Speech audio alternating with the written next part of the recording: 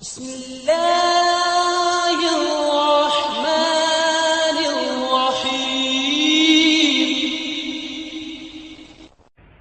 الله أكبر الله أكبر الله أكبر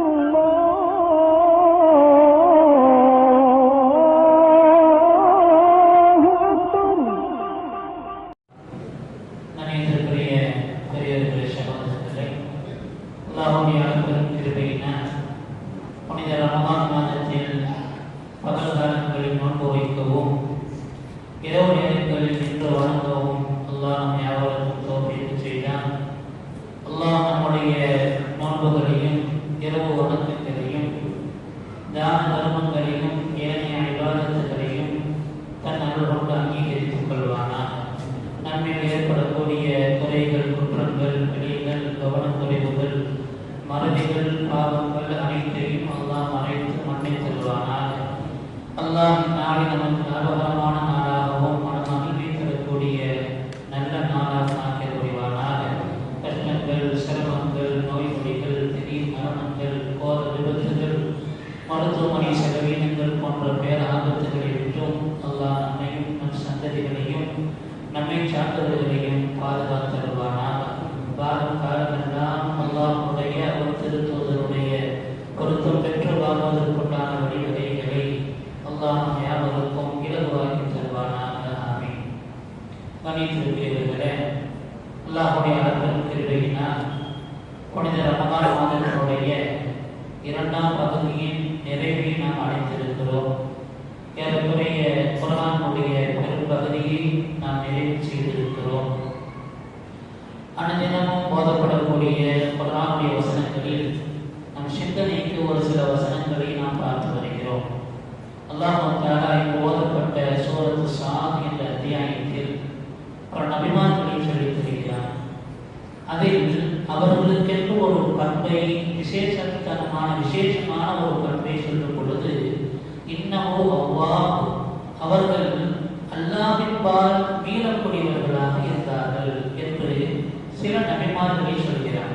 அதில் முதலாவது பதுப்பொரு தாவூத் அதில் தாவூத் அலைஹிஸ்ஸலாத்தை நினைவு கூறுங்கள், அவர் அல்லாஹ்வின்பால் மீளக்கூடியவராக இருந்தார் என்று தாவூத் நபி அலைஹிஸ்ஸலாத்து வஸ்ஸலாம் அவர்களை அல்லாஹ் சொல்கிறார். உலகிலேயே நபித்துவமும் ஆட்சி அதிகாரமும் கொடுக்கப்பட்ட முதல் நபர் தாவூத் அலைஹிஸ்ஸலாம். அத்தோடு இல்லாமல் அவர்கள் தன் கையால் உழைத்து சம்பாதிக்கக்கூடியவர்களாக இருந்தார்கள். இரும்பு பட்டறை வைத்து அதில் இரும்பை உருக்கி வேலை செய்யக்கூடியவர்களாகவும், போர் கவசம் செய்யக்கூடியவர்களாக போன்ற தன் கையால் உழைத்து சம்பாதிக்கக்கூடியவர்களாக இருந்தார்கள். பெரும் பெரும் அரசர்கள், பெரும் பெரும் ஒவ்வொருவரை எல்லாம் போரிட்டு வென்ற சரித்திரம் தாவூத் அலைஹிஸ்ஸலாம் அவர்களுக்கு இருக்கிறது.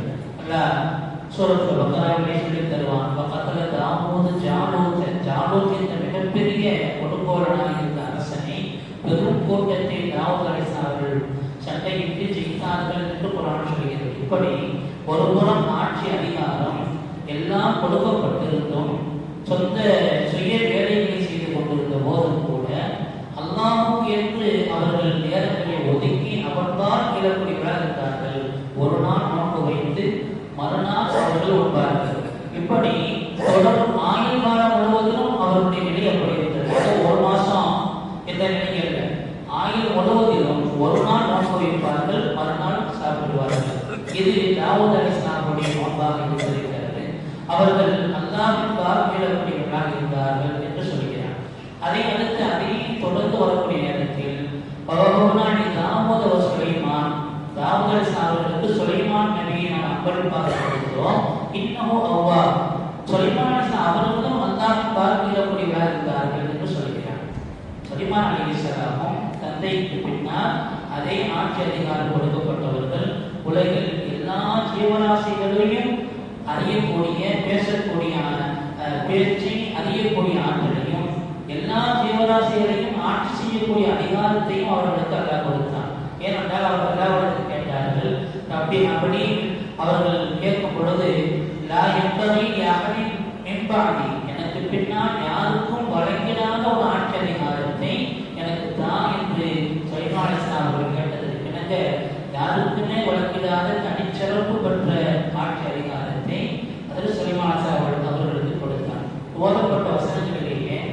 அவர்கள் ஒரு நாள் குதிரை அல்லது ஒட்டகங்கள் கால்நடைகளை பார்த்து அதிசயித்துக் கொண்டிருந்தார். அவருடைய காலகட்டத்தில் குதிரைகளுக்கு ரெக்கைகள் இருந்தன. இப்படி ரெக்கைகள் நிறைந்த அந்த குதிரைகளுடைய அழகை பார்த்து கொண்டிருந்தவர்களுக்கு தொழுகை நேரம் தப்பி போயிடுச்சு. தொழுகை தப்பி போன உடனே இப்படி நான் இதைகளை பார்த்து கொண்டிருந்தேன், ரப்பை வணங்காமல் நேரத்தை தவறவிட்டு விட்டேனே என்று எண்ணியவர்கள் ருத்தோகாலை பத்தப்பேக வசனம் பிஸ்தோகிவரானார் அத்தனையும் அதனுடைய கால் அதுபோல கழுத்தில் அறுத்து அவை அல்லாஹ்வுக்காக வேண்டி அதனை அவர்கள் சதகா செய்தார்கள் என்பதை குர்ஆன் சொல்கிறது. கடவுளுக்கு அல்லாஹ்வுக்காக வேண்டி அத்தனையும் திறக்கக்கூடியவர்களாகவும் ஆட்சி அதிகாரம் இருக்கும் போதிலும் கூட அல்லாஹ்வை வணங்குவதில் கொஞ்சம் கூட குறை வைக்காமல் அதற்கு நேரம் ஒதுக்கி அல்லாஹ்விற்காக மீளக்கூடியவர்களாக இருந்தார்கள் என்ற செய்தியை நாம் பார்க்க முடிகிறது. அதே போன்றதான் அடுத்து அல்லாஹ் அதே சூரத்து சாதனையை அடுத்து சொல்லித் தருவான். அய்யூப் அலைஹிஸ்ஸலாம் இன்னஹு அவ்வாப். அய்யூப் அலைஹிஸ்ஸலாம் அவர்களும் அல்லாஹ்விற்காக மீளக்கூடியவர்களாக இருந்தார்கள் என்று அல்லாஹ் சொல்கிறான். அய்யூப் அலைஹிஸ்ஸலாம் அவர்களுக்கு ஏற்பட்ட நோய் நொடிகள் ஏறக்குறைய 18 ஆண்டு காலங்கள் நோயில் இருந்தார். அல்லாஹ் அவர்களுக்கு 14 குழந்தைகளை கொடுத்திருந்தான், ஆட்சி அதிகாரத்தை கொடுத்திருந்தான், தங்கம் வெள்ளி போன்ற பெருந்தொரு செல்வங்கள் எல்லாம் இருந்து அல்லாஹ் ஒன்றன் பின் ஒன்றாக எல்லாத்தையும் எடுத்தான். முதல்ல ஆட்சி அதிகாரம் போனது, பிறகு செல்வங்கள் எல்லாம் பறி போனது, மகன்கள் பிள்ளைகள் ஒன்றன் பின் ஒன்றாக 14 குழந்தைகளும் அவர்கள் இருந்து போனார்கள். இறுதியாக அவர்களுக்கு உடலெல்லாம் கொடுக்கல் அளிக்கக்கூடிய அளவிற்கு அல்லாஹ் நோயை நொடியை கொடுத்த போது கூட அவர்கள் அந்நிய மஸ்தனிய பொருள் தீங்கு என்னை தொட்டிருக்கிறது, நீயோ கிருபையாளருக்கெல்லாம் கிருபையாளர் என்று சொன்னார்கள் என்று குர்ஆன் சொல்கிறது. அந்த அய்யூப் அலைஹிஸ்ஸலாம் அவர்களுக்கு உண்டான அந்த பொறுமையை, அவர்கள் அல்லாஹ் மீது கொண்டிருந்த அந்த நம்பிக்கையும், எல்லா சூழ்நிலையும் அல்லாஹ்வால் மீளக்கூடிய அந்த குணமும் கொண்டிருந்ததினால் அல்லாஹ் அவர்களுக்கும் அவ்வாப் என்ற அந்த தனிப்பெரும் சிறப்பை சொல்லித் தருகிறான். பிறகு அல்லாஹ் அவர்களுக்கு இழந்த அத்தனையும் கொடுத்ததாக குர்ஆன் சொல்கிறது. அது போன்ற எல்லாத்தையும் அவர்களுக்கு நாம் திருப்பி கொடுத்தோம் என்று அல்லாஹ் சொல்கிறார். இப்படிப்பட்ட இந்த 3 நபிமார்களை பற்றி அல்லாஹ் சொல்லும் பொழுது அவ்வாப் என்று சொல்கிறார். அவ்வாப் என்று சொன்னால் அல்லது எதுக்குரு ரப்பஹு பில் ஹலா, அதற்கு விளக்கம் சொல்லும் பொழுது ஒரு அடியான் தனிமையில் அல்லாஹ்வை யார் வணங்குகிறாரோ, நினைவு கூறுகிறாரோ, தன்னுடைய பாவத்தை அல்லாஹ்விடத்தில் விலகுறுக்க தேடுகிறாரோ அவர்தான் அவ்வாப், அவர்தான் அல்லாஹ்வால் வீழ்பவர் என்ற விளக்கத்தை தஃசீரிலே வல்லுநர்கள் நாம் அறிய தருவார்கள். அந்த அடிப்படையில் ரமலானுடைய 2 பகுதியை நிறைவு செய்து 3ஆம் பகுதியில் இருக்கக்கூடிய நாம் அல்லாஹ்வின்பால் மீளக்கூடியவர்களாக ஆகுவதற்குண்டான ஒரு அதிக சந்தர்ப்பம் தான் பள்ளியில் இஅ்திகாஃப் இருக்கக்கூடிய மிகச்சிறந்த ஒரு அமல். இந்த இஅ்திகாஃப் மார்க்கம் 3 வகையாக நமக்கு சொல்கிறது. ஒன்று, ஒருவர் இந்த காரியம் எனக்கு நடந்தால் அல்லாஹ்வுக்காக வேண்டி நான் பள்ளியில் இஅ்திகாஃப் இருக்கிறேன் என்று நேர்ச்சி செய்து கொண்டார். அவர் சொன்னதை போல நடந்தது என்று சொன்னால் அந்த நேர்ச்சியை நிறைவேற்றுவது அவர் மீது வாஜிப். அந்த அடிப்படையில் நேர்ச்சி செய்திருந்தால் அந்த இஅ்திகாஃப் இருப்பது வாஜிப். இரண்டாவது சுன்னத்து முஅக்கதா கிஃபாயா, அதாவது ரமலான் காலகட்டங்களில் அதிலும் குறிப்பாக இறுதி 10 நாட்களில் இஅ்திகாஃப் இருப்பது சுன்னத்து கிஃபாயா என்று சொல்லக்கூடிய ஒரு மஹல்லாவில் யாரேனும் கொஞ்சம் பேர், யாரேனும் ஒரு சிலர் பள்ளியில் இஅ்திகாஃப் இருந்துவிட்டால் அந்த மஹல்லா குற்றத்தை விட்டு நீங்கிவிடும். யாருமே இல்லை என்று சொன்னால் அந்த மஹல்லா வாசிகள் குற்றவாளிகள் என்று மார்க்கம் சொல்கிறது. அந்த அடிப்படையில் சுன்னத்து கிஃபாயா என்ற அடிப்படையில் பள்ளியில் கொஞ்சம் பேர் அல்லாஹ்வுக்காக வேண்டி அவருடைய அருளை நாடி அல்லாஹ்வின்பால் தன்னை ஒப்படைப்பதற்கும் அவரிடத்தில் கேட்டு பெறுவதற்கு உண்டான ஒரு நல்ல எண்ணத்தோடு பள்ளியில் நோன்பு காலங்களில் கடைசி 10 நாட்களில் இருப்பது அது சுன்னத்து கிஃபாயா. மூன்றாவது முஸ்தஹப்பான இஅ்திகாஃப். ஒவ்வொரு நேரமும் பள்ளிக்கு வரும் பொழுது என்ன இஅ்திகாஃப் நீங்க உள்ளே வருவது நவைத்து இஅ்திகாஃப் மாதம் சுபிஹானல் மஸ்ஜித் லில்லாஹி தஆலா, பள்ளிக்கு உள்ள வரும்போது நான் அந்த பள்ளியில் இருக்கும் காலமெல்லாம் தங்கி இருக்கிற நேரமெல்லாம் இஅ்திகாஃப் நீயத்தோடு இருக்கிறேன்னு உள்ள வந்துட்டாருன்னு சொன்னா அவருக்கு இஅ்திகாஃப் நன்மையை அல்லாஹ் கொடுக்கிறான். எவ்வளவு நன்மை! பெருமானார் ஸல்லல்லாஹு அலைஹி சொல்வார்கள், யார் மன் இஅ்தகஃப ஈமான் வ இஹ்திஸாபன், நன்மையை நாடி ஈமான் கொண்ட நிலையில் யார் ஒரு நாள் இஅ்திகாஃப் இருக்கிறாரோ அல்லாஹ்வுடைய பாவங்கள் எல்லாம் மன்னித்து விடுகிறார். ஒன்று, பாவங்கள் மன்னிக்கப்படுவதற்கு இஅ்திகாஃப் காரணமாக இருக்கிறது. இன்னொரு வழிமுறையில் பெருமானார் ஸல்லல்லாஹு அலைஹி சொல்வார்கள், ஜஅலல்லாஹு பைனஹு வ பைனன் நாஸ் ஸலாத ஸலாதி, அவருக்கும் நரகத்திற்கும் இடையில் அல்லாஹ் 3 அகழிகளை ஏற்படுத்தி விடுவார். ஒரு நாள் இஅ்திகாஃப் இருந்தால் அவருக்கும் நரகத்திற்கும் நடுவில் அல்லாஹ் 3 அகழிகளை ஏற்படுத்துகிறான். ஒரு அகழியுடைய அளவு கிழக்குக்கும் மேற்குக்கும் மத்தியவுமான தொலை தூரம். ஒரு அகழிக்கு அவ்வளவு தூரம் சொன்னா 3 அகழிக்கு எவ்வளவு தூரம் நம்ம கணக்கிட்டு கொள்ளலாம். அந்த அளவுக்கு ஒரு நாள் இஅ்திகாஃப் இருப்பதற்கு அல்லாஹ் நரகத்திலிருந்து வெகு தூரம் ஆகக்கூடிய ஒரு தனி சிறப்பை அல்லாஹ் இஅ்திகாஃப் வச்சிருக்கிறான். 2. மூணாவது ரசூலுல்லாஹி சொல்வார்கள், யார் ஒரு நாள் இஅ்திகாஃப் இருக்கிறாரோ அவர் 2 ஹஜ்ஜுகள் 2 உம்ராக்கள் செய்தது போன்றவர் என்று சொல்றாங்க. 2 ஹஜ்ஜு 2 உம்ரா செஞ்சா எவ்வளவு நன்மையோ அவ்வளவு நன்மை ஒரு நாள் இஅ்திகாஃப் இருப்பதற்கு உண்டான நன்மையாக பெருமானார் ஸல்லல்லாஹு அலைஹி வஸல்லம் சொல்லித் தருவதிலிருந்து இஅ்திகாஃபுடைய தனிச்சிறப்புகளை நாம் அறிந்து கொள்ள முடிகிறது. அல்லாஹ் தஆலா இப்ராஹிம் அலைஹிஸ்ஸலாம் அவர்களுக்கு காபாவை கட்ட சொல்லிட்டு அடுத்து அவன் சொன்னது என்னன்னு சொன்னா, வத்தஹது மகாம் இப்ராஹிம் ஸல்லா வஅஹித்னா இலா இப்ராஹிம் வ இஸ்மாஈல அன் தஹிரா பைத்திய லித்தாயிபீன் வல் ஆகிஃபீன். இந்த பள்ளியை தவாஃப் செய்பவர்களுக்கும் இஅ்திகாஃப் இருப்பவர்களுமாக நீங்கள் பள்ளி சுத்தம் செய்ய வேண்டும் என்று அல்லாஹ் சொன்னதே குர்ஆன் சொல்கிறது. இப்போ பள்ளியில் இருக்கக்கூடிய ஒரு நற்பேர் யாருக்கு கிடைக்கிறது என்று சொன்னால், இஅ்திகாஃப் இருக்கக்கூடிய அந்த நபருக்கு அல்லாஹ் கொடுக்கிறான். அவர்களுக்கு உண்டான தனிச்சிறப்பும் அல்லாஹ் மறுமையிலும் இம்மையிலும் மிகச்சிறந்த அந்தஸ்துகளை வழங்குகிறார். அந்த இஅ்திகாஃப் இருக்கக்கூடியவர்கள் கடைபிடிக்க வேண்டிய ஒழுக்கங்கள் சில இருக்கிறது. எந்த அளவுக்கு சொன்னா, யார் இஅ்திகாஃப் இருக்கிறாரோ அவர்கள் ஒரு நோயாளியை நல விசாரிக்க கூடாது. மற்ற நேரத்தில் நோயாளி நல விசாரிக்கிறது நன்மை என்பது மட்டுமல்ல, சொர்க்கத்தை ஏற்படுத்தி கொடுக்கக்கூடிய ஒரு வாய்ப்பு நோயாளி நல விசாரிப்பது கிடைக்கிறது. ஒருவர் நல விசாரிக்க போறாருன்னு சொன்னா அல்லாஹ் மலக்குகளை ஏற்படுத்துவாங்க. அந்த மலக்குகள் சொல்லுவாங்கன்னா, தாப நல்ல காரியம் செய்யற, தாபம் அம்சாக்க நடை நல்லதாகிருச்சு, ஒவ்வொருத்த மந்திரம் மினல் ஜன்னா, நீ சொர்க்கத்தில் ஒரு இடத்தை ஏற்படுத்தி கொண்டார் என்று அவரை பார்த்து நன்மாராயம் சொல்வார்கள் என்று பெருமானார் சொல்கிறார். இந்த நிலையை ஒருத்தர் இஅ்திகாஃபுக்குள்ள பள்ளிக்கு வந்துட்டாருன்னா ஒரு நல விசாரிக்க கூட ஒரு முஃமினை சென்று பார்க்க கூடாது என்று மார்க்கம் சொல்கிறது.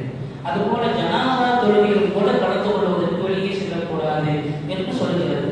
அந்த அளவுக்கு ஒழுக்கமானவர்களை கடைபிடிக்க சொல்லும் பொழுது பள்ளிக்கு உள்ளே உட்கார்ந்து கொண்டு தேவையற்ற பேச்சுக்கள் அல்லது செல்போன்களில் பார்ப்பது அல்லது தேவையற்ற பேச்சுக்களை பேசிக் கொண்டிருப்பது இதுவெல்லாம் இஅ்திகாஃபுடைய நன்மைகளை இழக்க செய்துவிடும் என்பதை நாம் கவனம் கொள்ள கடமைப்பட்டிருக்கிறோம். அதனால்தான் இதையெல்லாம் செய்யாமலும் கூட அந்த நன்மையாக கொடுக்கிறான். ஒரு முஃமினை நல விசாரித்தால் எவ்வளவு நன்மையோ அந்த நன்மை இஅ்திகாஃப் இருக்கக்கூடியவருக்கு போய் விசாரிக்க முடியவில்லை என்று சொன்னாலும் அந்த நன்மையாக கொடுக்கிறான். ஜனாஸா தொழுகையினால் எவ்வளவு நன்மை கிடைக்குமோ இந்த தொழுகை அவர் தொழுகாவிட்டாலும் கூட அந்த நன்மை இஅ்திகாஃபிற்கு கிடைக்கிறது. அந்த அளவுக்கு அல்லாஹ் இஅ்திகாஃப் அவ்வளவு மேன்மைகளை வச்சிருக்கிறார். எதுக்கு இந்த இஅ்திகாஃப் இருக்கிறோம்? பெருமானார் ஸல்லல்லாஹு அலைஹி வஸல்லம் அவர்களுடைய குறிக்கோளாக மதீனாவில் கிட்டத்தட்ட 10 ஆண்டு காலங்களில் ஒரு வருஷம் கூட அவருக்கு இஅ்திகாஃப் இல்லாமல் இருக்கிறார். அத்தனை வருஷத்தில் இஅ்திகாஃப் இருந்ததுனாலதான் அது சுன்னத்து முஅக்கதா கிஃபாயா என்று மார்க்க வல்லுநர்கள் சொல்வார். கட்டாயம் இருக்கணும் அப்படிங்கிறதுனால பெருமானார் ஒவ்வொரு வருஷமும் 10 நாட்கள் கடைசி 10 நாட்கள் இருந்திருக்கிறார். அவர்கள் மரணிக்கக்கூடிய கடைசி வருடத்தில் 20 நாட்கள் இருந்தாங்க. ஏன் இஅ்திகாஃப் இருக்கக்கூடிய காரணத்தை சொல்லும் பொழுது ஒற்றைப்படை இரவுகளில் தான் லைலத்துல் கத்ர் இரவு வருகிறது. எனவே நீங்கள் அந்த இரவை நீங்கள் அடைந்து கொள்ள வேண்டும் என்று சொன்னால் இஅ்திகாஃப் இருப்பதில் தான் அடைய பெற முடியும் என்பதை உணர்த்தி தருகிறார்கள். ஆயிஷா ரலியல்லாஹு சொல்வார்கள், கடைசி 10 வந்துருச்சுன்னு சொன்னா ரசூல் ஸல்லல்லாஹு அலைஹி வஸல்லம் ஆடையில் இருக்க கட்டிக்கொண்டு இரவு வணக்கங்களில் ஈடுபட்டு விடுவார்கள். அதுபோல தங்கள் குடும்பத்தார்களை எழுப்பி தொழ சொல்வார்கள், நல்லமல்கள் செய்ய சொல்வார்கள் என்று ஆயிஷா ரலியல்லாஹு சொல்வார். எதற்கு? இந்த கடைசி 10 நாட்களில் ஒற்றைப்படை நாட்களில் இஅ்திகாஃப் இருப்பவருக்கு அது கிடைக்கக்கூடிய ஒரு நிலை இருக்கிறது. 21, 23 23, 25, 27, 29 இந்த ஒற்றைப்படை நாட்கள் யாருக்கு கிடைக்கிறது? ஏத்திகாவில் இருக்கக்கூடிய பள்ளியில் இருக்கக்கூடியவர் ஒன்று தொழுது கொண்டிருப்பார், அல்லது திக்ர் செய்து கொண்டிருப்பார், அல்லது ஸலவாத் சொல்லிக் கொண்டிருப்பார், அல்லது தலைப்பினால் உருளுகிறார். இதற்கும் கூட நன்மையும் மாற்றம் கொடுக்கிறது. அந்த அளவுக்கு ஏத்திகாவில் இருக்கக்கூடியவருக்கு அந்த லைலத்துல் இரவை அடைந்து கொள்ளக்கூடிய பெரும் பேர் கிடைப்பதனால்தான் அந்த ஏத்திகாவுடைய விஷயங்களில் நாம் மிகுந்த கவனத்தோடு இருக்க வேண்டும். அதுபோல இன்றைக்கு நாம் உலகத்துல நம்முடைய அரசுக்கு ஏதாவது நமக்கு ஒரு கோரிக்கை வேணும், நமக்கு ஒரு காரியம் நடத்துறதுக்காக வேண்டி இன்றைக்கு பரவலாக மக்கள்கிட்ட என்ன செய்யறாங்க, போராட்டம் நடத்துறாங்க. இடத்துல உட்கார்ந்து உண்ணாவிரதம் இருந்து எங்களுக்கு அந்த கோரிக்கை நிறைவேற்றுற வரைக்கும் நாங்க உண்ணாவிரதம் முடிச்சுக்கிற மாட்டோம் என்று தன்னா போராட்டம் இருந்து கடைசியில் அந்த பிரச்சனைக்கு தீர்வு ஆனதுக்கு பின்னால கலந்து கொள்ளக்கூடிய ஒரு நிலை சமூகத்தில் இருப்பதை போலத்தான் ஒரு அடியான் அல்லாஹ்வுடைய பள்ளிக்கு உள்ளே வந்து அவனுக்காக வேண்டி தன்னை அர்ப்பணிச்சு அவனிடத்தில் கையேறி கேட்கிறார், யா அல்லாஹ், உன் பள்ளியில் என் பாவத்தை நான் நினைத்து வருந்துகிறேன். அல்லாஹ் பக்கம் மீறுபவர் சொன்னால் தன்னை ரப்பை தனியாக நினைவு கூர்ந்து தன் பாவத்திலிருந்து அல்லாஹ்விடத்தில் பிடிமுடுக்க தேடுபவர். அந்த நிலை ஏற்றிக்காமல் இருப்பவருக்கு தான் கிடைக்கிறது. அதனால் தனிமையில் இருந்து தன் பாவங்களை நினைத்து வருந்தி அல்லாஹ்விடத்தில் பிடிமுடுக்க தேடும் பொழுது அல்லாஹ்வுடைய பாவத்தை மன்னிக்கிறான். உலகில் 2 ஹஜ் 2 உம்ரா செய்த நன்மையை கொடுக்கிறார். நாளை மறுமையிலும் அவருக்கு உயர்தரமான அந்தஸ்து கிடைக்கக்கூடிய ஒரு நிலையை அல்லாஹ் ஏற்படுத்துகிறார் என்பதை நாம் கவனித்துக் கொள்ள வேண்டும். அந்த அடிப்படையில் பெரியவர்கள் பள்ளியில் வந்து ஏத்திக்காக இருக்க வேண்டும். சிறுவர்கள் அதுபோல செல்போன் வைத்துக் கொண்டு விளையாடக்கூடிய சிறுவர்கள் அவர்கள் அனுமதிக்க வேண்டாம் என்பதை நமக்கு நிர்வாகம் சொல்லி இருக்கிறதை உங்களுக்கு கவனத்துக்கு தருகிறோம். ஆனால் மார்க்க சட்டம் இஸ்லாமா முஸ்லிமா இருந்தாலே போதுமானது. அவர் வந்து ஏத்திக்காக இருக்கலாம். ஏன் சிறுவர்கள் தடுக்கப்படுகிறார்கள் சொன்னால் பெரியவர்களுக்கு இடையூறாக இருந்ததாக ஒன்று இருக்கக்கூடிய பலன் கிடைக்காமல் போகக்கூடிய ஒரு நிலைக்கு தள்ளப்படுகிறார்கள். அதனால்தான் சிறுவர்கள் அவர்கள் வர வேண்டாம் என்று சொல்லப்படுகிறது தவிர வரவே கூடாது என்பது நோக்கமில்லை என்பதையும் நாம் கவனித்துக் கொள்ள வேண்டும். யாரையும் சில சிறுவர்கள் ஆர்வம் கொண்டு நாங்களும் பள்ளியில் ஏத்திக்காக இருக்கிறோம் என்று வந்தால் அதுவும் நல்ல விஷயம்தான். ஆனால் வந்து ஒழுக்க மார்க்குகளோடு தொழுகை, விவாதத்துகள், திட்டங்கள், குர்ஆன் ஓதுதல், துஆ செய்தல், ஸலவாத் ஓதுதல் போன்ற விஷயங்களில் ஈடுபட்டால் ஏத்திக்காக முழுமையான நன்மை கிடைக்கும். அதல்லாமல் வீணான பேச்சுக்களில் ஈடுபட்டுக் கொண்டிருந்தாலோ விளையாட்டில் ஈடுபட்டுக் கொண்டிருந்தாலோ ஏத்திக்காவுடைய நன்மை அது வாழ்வோட்டு விடும் என்பதையும் நம் சிந்தனைக்கு எடுத்துக்கொள்ள கடமைப்பட்டிருக்கிறோம். அப்ப தேவையில்லாமல் ஒரு ஏத்திக்காவில் இருக்கக்கூடியவர் பள்ளிக்கு வெளியே தேவையில்லாமல் செல்வது கூட. அப்படி போனா அவர் ஏத்திக்காக முறிஞ்சிடும். எந்த அளவுக்கு சொன்னா பள்ளியில் ஒரு ஏத்திக்காக இருக்காருன்னு சொன்னா கடமையான குளிப்பு வந்தால் தான் அவர் போய் குளிக்கிறது. ஏத்திக்காக சும்மா சும்மா வெளியில் போய் குளிக்க கூடாது. அது மாற்றம் சொல்லி தெரியும். கடமையான குளிப்பு ஏற்பட்டுச்சு, அப்போ உடனே வெளியே போய் குளிச்சுட்டு வந்தது. அது அல்லாம நான் ஏத்திக்காக இருக்கிறேன் குளிக்கிற சொல்லி போய் வெளியில குளிக்கிறதுக்கு கூட அனுமதி இல்லை. அதனால அதில் ரொம்ப கவனமா இருக்கும். இப்போ குளிக்கிறதுக்கு கூட அனுமதி இருக்கும் போது பள்ளிக்கு வெளியில வெளிப்பள்ளியில போய் உட்காந்து பேசிட்டு இருக்கிறது அல்லது வெளியில வருமானத்தை போய் நல்லா விசாரிக்கிறது, இது மாதிரி விஷயங்கள் எல்லாம் ஏத்திக்காக முறிச்சிடும். ஏத்திக்காக முறிச்சிட்டா என்ன செய்யணும்? மறுபடியும் அந்த ஏத்திக்காக நோக்கம் வச்சு தலா செய்யணும். ஒரு ஏத்திக்காக முறிஞ்சிருச்சோம்னா நம்ம செய்யக்கூடிய காரியங்கள்லாம் முறிஞ்சிருச்சோம்னா அதை என்ன செய்யணும்னா மறுபடியும் நோக்கம் வச்சு அந்த ஏத்திக்காக தலா செய்யணும் என்று மார்க்கம் சொல்லுது. இது மாதிரி விஷயங்களை நாங்கள் வளர்த்து கொள்ள வேண்டும். எல்லா வரக்கூடிய ஒற்றைப்படை இரவுகளை வேண்டாக்கவும் புனித லைலத்துல் கத்ர் இரவை அடைந்து அல்லாஹ்வுடைய மகஃபிரத்தை பெறுவதற்கு உண்டான நற்தௌஃபீக்கை அல்லாஹ் நம் யாவருக்கும் தந்த புரிவானாக. மார்க்க விஷயங்களில் ஆர்வம் கொண்டு செயல்படக்கூடிய நன்மக்களாக அல்லாஹ் நம்மையும் நம் சந்ததிகளையும் தேர்ந்தெடுத்துக் கொள்வானாக. பாடும் காரணமெல்லாம் அல்லாஹ்வுடைய திருத்தூதருடைய பொருத்தம் பெறுவதற்குண்டான வழிகளை அல்லாஹ் நம் யாவருக்கும் இலகுவாக்கி தருவானாக.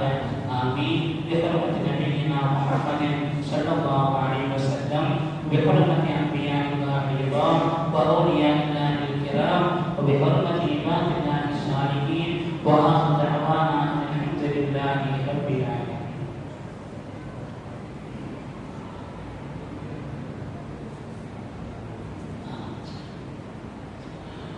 மாதிரி அனுமதி பிரகாரம் பெண்கள் தங்களுடைய தொழுகை இடங்களில் ஏற்றிக்காக இருக்கிறாங்க. வீட்டுக்குள்ள ஒரு ரூம் இருக்கும், அந்த அறைக்குள்ள அவங்க தொழுதுட்டு இருக்காங்கன்னு சொன்னா அந்த அறையில ஏற்றிக்காக இருக்கக்கூடிய இதை ஏற்படுத்திக்கலாம். பெருமாசலாடி செல்லம் தொடர்ந்து அந்த 10 ஆண்டுகளில் 14 இருந்த வரைக்கும் ஏற்றிக்காக இருந்திருக்கிறார். அவங்க இறந்ததுக்கு பின்னால் அவங்க மனைவிமாருக்கு ஏற்றிக்காக இருக்கிறார்கள் என்ற ஹதீஸ்ல வரும். அந்த அடிப்படையில் பெண்மணிகள், தாய்மார்கள், சகோதரிகள் தங்கள் வீடுகளில் தொழுவதற்குண்டான அறைகளில் ஏற்றிக்காக இருக்கலாம். அவசிய தேவை சமையல் போன்ற அவசிய தேவைகளுக்கு அங்கு அனுமதிக்கப்படும் என்பதை, தேவையில்லாத விஷயங்களுக்கு எப்படி பள்ளியிலிருந்து வெளிப்பள்ளிக்கு போனால் ஏற்றிக்காக இப்படி வெளியே வருவதை போல அறையில் இருந்து தேவையில்லாத விஷயங்களுக்கு வெளியே செல்வது அவருடைய ஏற்றிக்காக முறித்துவிடக்கூடிய நிலை இருப்பதனால் கவனத்தோடு தங்களுடைய தொழு அறைகளில் இருந்து. سبحانك اللهم وبحمدك أشهد أن لا إله إلا أنت أستغفرك وأتوب إليك.